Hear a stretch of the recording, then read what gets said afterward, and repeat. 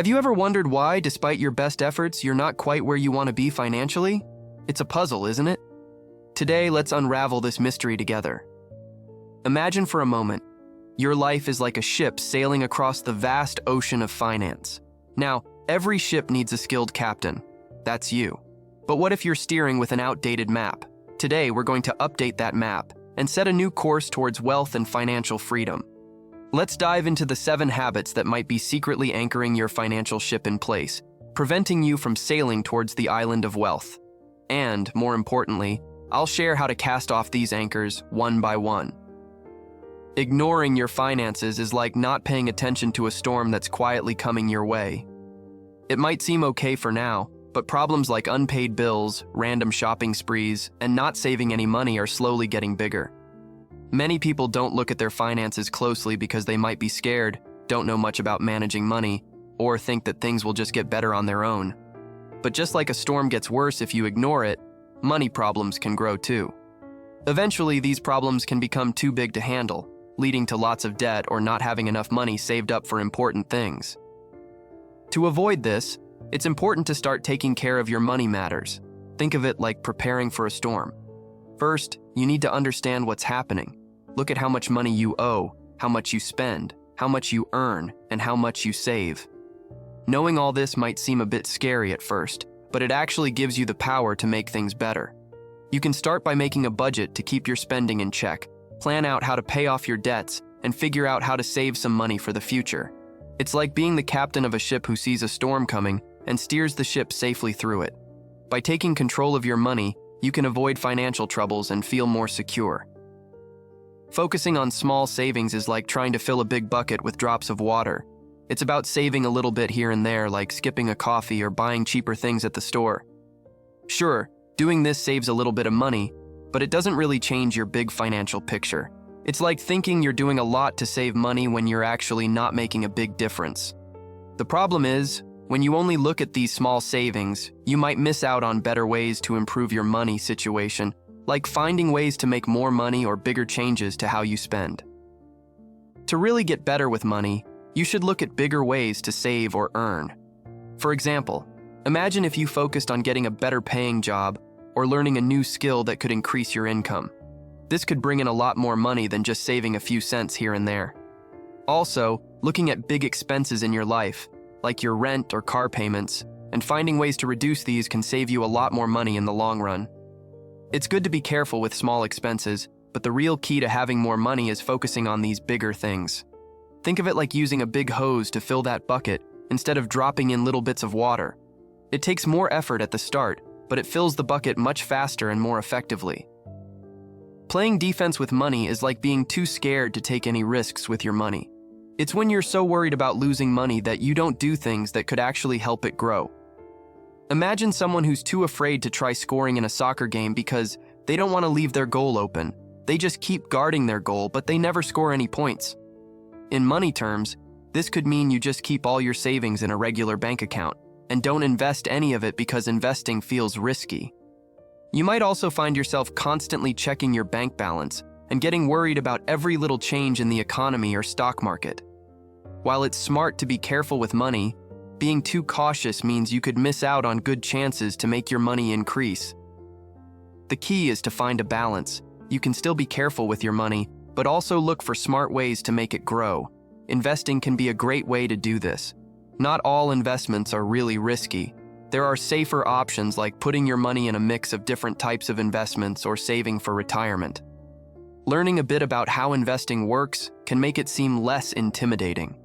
And you don't have to keep a constant eye on your investments or get stressed over every up and down in the market. Setting up a good investment plan and sticking to it can help your money grow over time. It's like playing a good solid defense in the game, but also looking for those safe moments to try and score. Following invisible scripts is like living your life by a set of hidden rules about money that you've picked up from the people and world around you, without even realizing it. These could be things like believing you must buy a house because that's what everyone says is the right thing to do, or thinking it's bad manners to talk about money, so you never learn how to handle it properly. These invisible rules are tricky because we often don't realize they're guiding our choices, They can keep you stuck in old ways of thinking and stop you from making smart decisions with your money. To change this, you need to start noticing these hidden rules. Think about what you believe about money and where those beliefs might have come from. Ask yourself if these beliefs are really true and helpful, or if they're holding you back. For example, maybe buying a house isn't the best choice for you right now, or talking about money could actually help you understand it better. Once you're aware of these invisible scripts, you can decide if you want to keep following them or if you want to create new rules for yourself that fit your own financial goals and values better. It's like rewriting the script of your own life to make it work better for you. Having generic goals in money matters is like saying you want to go on a trip without deciding where to go. It's when your goals are really broad and unclear, like just saying, I want to save money or I want to be richer. The problem with this is that it's tough to get excited or work towards a goal that isn't well defined. If your goal is just to save money, how do you know when you've saved enough or what you're saving for? It's like walking around without knowing where you're going. You might be moving, but not towards any specific place. To really make progress with your money, your goals need to be clear and detailed. Instead of just saying, I want to save money, you could say something like, I want to save $2,000 for a new laptop by next year. This gives you a clear target and makes it easier to plan how to get there. You can also break big goals into smaller steps. For example, to save $2,000 in a year, you might need to save around $167 each month. By setting specific and realistic goals, you create a clear path for yourself. This makes it much more likely you'll reach your financial targets. Spending without a plan is like going into a store and buying whatever catches your eye, without thinking about how much money you have. It can be fun at the time, but it can lead to big money problems later. This happens when you spend money here and there without considering your overall budget. Before you know it, you might have spent too much on things you don't really need, leaving you short for important stuff like rent, food, or saving for things you want in the future. It's like filling your shopping cart without making sure you have enough cash to pay for it all. You could end up with lots of things you didn't really need and find yourself in debt or using up your savings. To keep this from happening, it's a good idea to have a budget. Think of a budget like a shopping list. It helps you keep track of what you need and how much you can spend on different things.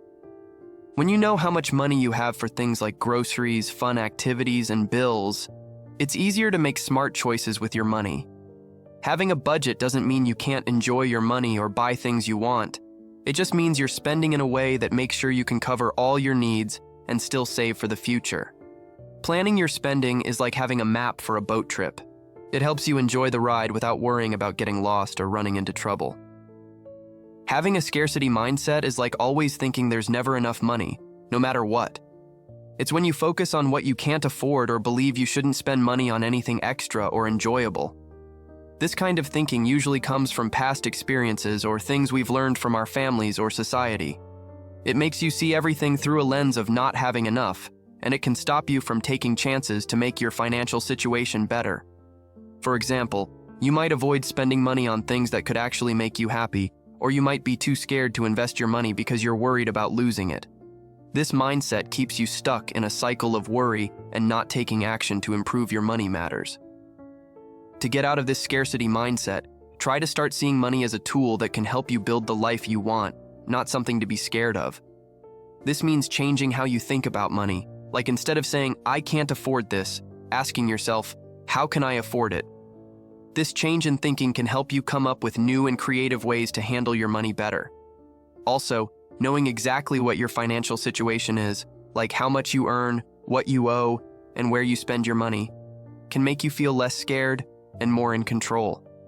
When you start looking at money as a way to reach your goals and dreams, and not just as something that's always running out, you'll begin making choices that can lead to more freedom and happiness with your finances.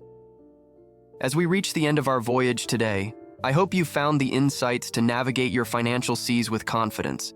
It's time to take control of your ship, chart your course, and sail towards your island of wealth. Now, I'd love to hear from you. Share your thoughts in the comments below. Which of these habits resonated with you the most? Do you have any other tips or experiences you'd like to share with our community? Your insights could be the inspiration someone else needs to start their journey towards financial well-being. With that said, Thanks for watching.